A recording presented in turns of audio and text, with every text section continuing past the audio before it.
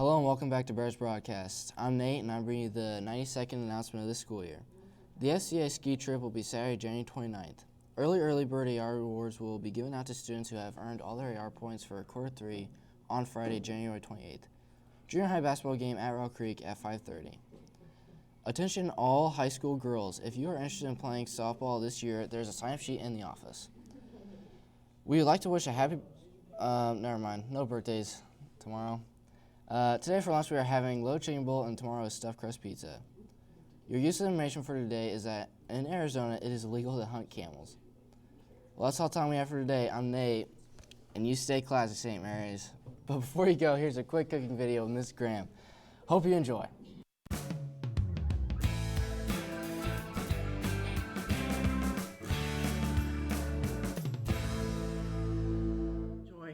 In this recipe, we're going to use an 8-ounce package of cream cheese, one 14-ounce package of regular Oreos, not the double stuff, the plain Oreos, and then we will use almond bark for icing our Oreos, or icing our Oreo balls. The first step in this process is to put your Oreos, the entire package of Oreos, into the food processor and blend them up until it resembles coarse sand. So simply empty the entire package into the processor at one time. If you don't have a food processor, then you are welcome to use a mixer or even put your Oreos in a Ziploc bag and get out your aggressions. Beat on it with a rolling pin, mash it with a meat tenderizer, whatever is good for you, that's fine, as long as the end product you have Oreo dust, okay? Make sure that you're also getting all of the Oreo filling. The white Oreo filling has to go into the processor with the cookies. So don't scrape any of the good stuff as you're putting it into the processor. Once they're all in the food processor, I'm going to go ahead and secure the lid tightly. And I always put my hand on the top of the processor just to keep it from moving around. As you pulse it, when I pulse it, it will process for a short burst. You're welcome to just put it on a low speed and let it run. But if it begins to ball up in the top, then turn the processor off. Make sure you push all of the Oreo filling, everything back to the bottom of the processor. Put the lid on it tightly and then process again. I'll show you the Oreo dust. Once the Oreos have processed, remove the lid and check to make sure that the Oreos are in a good fine dust, okay? If you have pieces in here that didn't process completely and they're larger chunks, no big deal. Just take them out of the mix as best you can if there's anything really big. But you still have another opportunity to process these. We are going to remove a little bit of this to use as a garnish after we decorate them. The next step is to put the cream cheese. You're going to use a full 8-ounce block of cream cheese, cut it into pieces, put it into your Oreos, and process it. Okay, I've processed it, I put the cream cheese in it, and I just have a small sampling of the mixture to show you here. The mixture, we're going to scoop it out and make balls out of it for the truffles. I'm using a portion scoop, and really, honestly, this scoop is probably too big for the size that we would make, but you would scoop it out into your hand and roll it into a ball, and it will be put into the freezer for 30 minutes.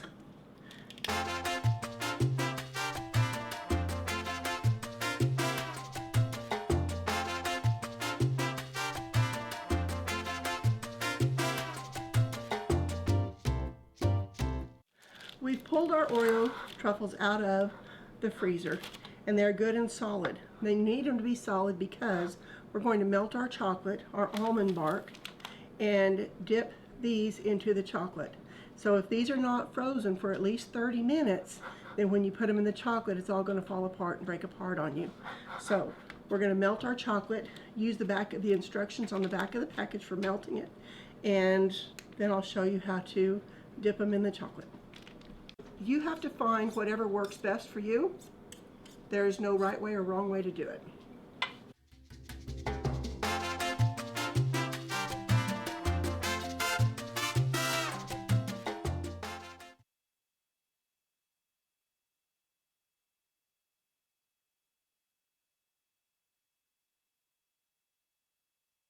There's no right way or wrong way to do it.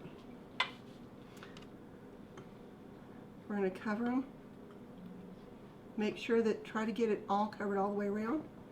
And then onto the plate.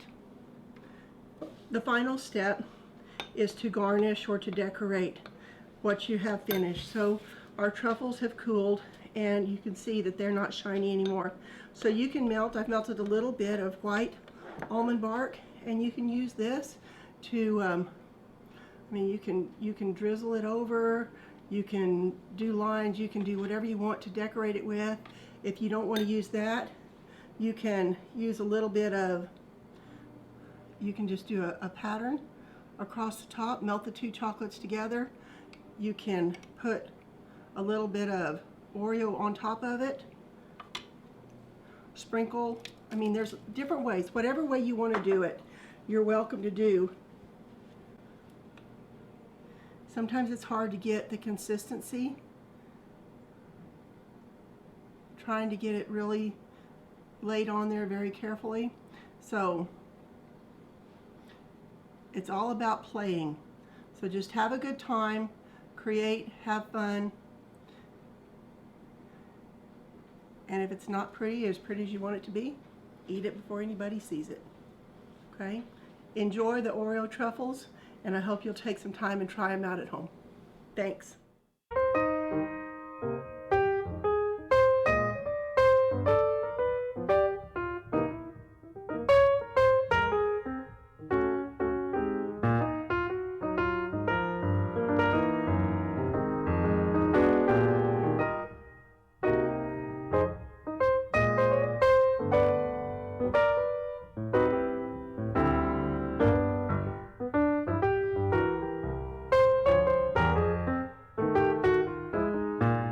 I'm Hayden, I'm here with Deja, and we're trying Mrs. Graham's Oreo truffles.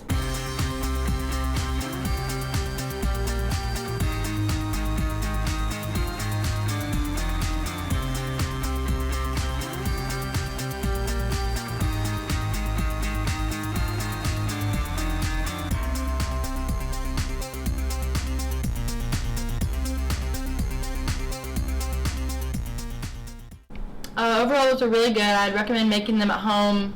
They're just good. They're easy to make, and if you just want something quick and tasty, that's what you should make.